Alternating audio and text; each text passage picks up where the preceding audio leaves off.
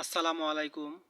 আজকে আপনাদের সামনে খুবই শিক্ষণীয় একটি গল্প বলবো। আশা করি আপনারা সকলেই মনোযোগ দিয়ে শুনবেন। তো একদিন নবী করিম সাল্লাল্লাহু আলাইহি সাল্লাম তার সাহাবীদের নিয়ে মসজিদে বসে রইলেন।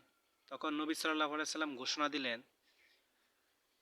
এখন যে ব্যক্তি মসজিদে প্রবেশ করবেন সে জান্নাতি হবেন। এই কথা শুনে সকল সাহাবীরা অপেক্ষা করতে লাগলেন যে কে মসজিদে প্রবেশ করবে। তো সাহাবীরা যারা মসজিদে বসেছিলেন তারা সবাই ভাবতেছিলেন যে হয়তো বড় কোনো সাহাবী এখন মসজিদে ঢুকবেন, কিন্তু সবাইকে চমকে দিয়ে সাধারণ এক আনসারী সাহাবী মসজিদে প্রবেশ করলেন। এমনকি সেই আনসারী সাহাবীকে সবাই ঠিকমতো চিনতও না। তো দ্বিতীয় দিন নবী সাল্লাল্লাহু আলাইহি সাল্লাম সেই একই ঘোষণা দিলেন যে এখন যে ব্যক্তি মসজিদে প্রবেশ করবেন তিনি জান্নাতি হবেন। আবারও সকলেই অধীর আগ্রহে তাকিয়ে রইলেন। দেখলেন দ্বিতীয় দিনেই সেই একই ব্যক্তি আবার মসজিদে প্রবেশ করলেন। তৃতীয় দিন নবী সাল্লাল্লাহু আলাইহি সাল্লাম সেই একই ঘোষণা দিলেন এবং সমস্ত সাহাবী আবারও অপেক্ষায় রইলেন যে এখন দেখবেন যে কে প্রবেশ করে। সবাই দেখলেন যে সেই একই সাহাবী তৃতীয় দিনেও প্রবেশ করলেন। তো এই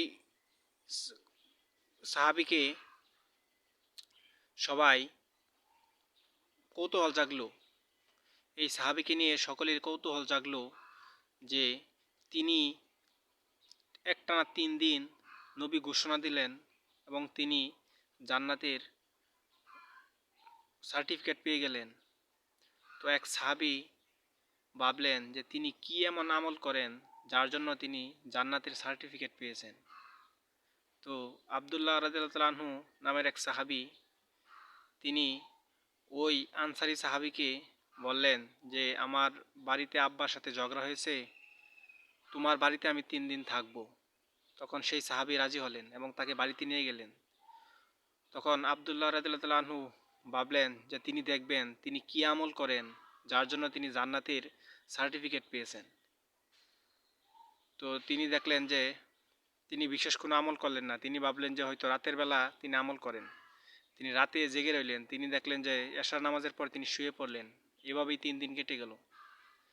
তো তৃতীয় দিন তিনি জিজ্ঞেস করলেন যে ভাই, নবী সাল্লাল্লাহু আলাইহি সাল্লাম বলেছেন আপনি জান্নাতি, আপনি কি এমন আমল করেন? তখন ওই আনসারী সাহাবী বললেন, আমি তেমন কোনো বিশেষ আমল করি না, আমি আপনাদের মতনই স্বাভাবিক আমল করি। তখন এই কথা শুনে ওই আব্দুল্লাহ রাদিয়াল্লাহু তাআলা আনহু চলে যেতে থাকলেন। তখন পেছন দিয়ে ডাক দিয়ে বললেন যে একটা আমল করি, আমি ঘুমানোর আগে আমি সকলকেই ক্ষমা করে দিই, এটাই আমার আমল। তাহলে এই গল্প থেকে আমরা কি শিক্ষা পেলাম? তাহলে একবার ভাবুন যে আমরা আমাদের কারোর সাথে যদি সামান্য পরিমাণও একটু ঝগড়া থাকে, মনোমালিন্য থাকে, আমরা তাকে ক্ষমা করি না। অথচ সেই সাহাবী শুধু এই একটি আমলের কারণে তিনি জান্নাতের সার্টিফিকেট পেয়ে গেছেন।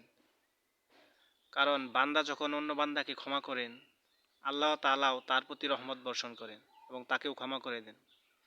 তো আমাদের সকলের উচিত আমাদের কারোর সাথে মনোমালিন্য বা ঝগড়া যে কোনো কিছু থাকতেই পারে, আমরা সকলকে ক্ষমা করে দিব। কারণ আমরা যদি অন্যকে ক্ষমা করি তাহলে আল্লাহ তাআলা আমাদেরকে ক্ষমা করে দিবেন। তো গল্পটি যদি আপনাদের ভালো লাগে তাহলে অনুরোধ করব প্লিজ সাবস্ক্রাইব করে দেওয়ার জন্য, আর ভিডিওতে একটা লাইক দিবেন। সকলে ভালো থাকবেন। আল্লাহ হাফেজ।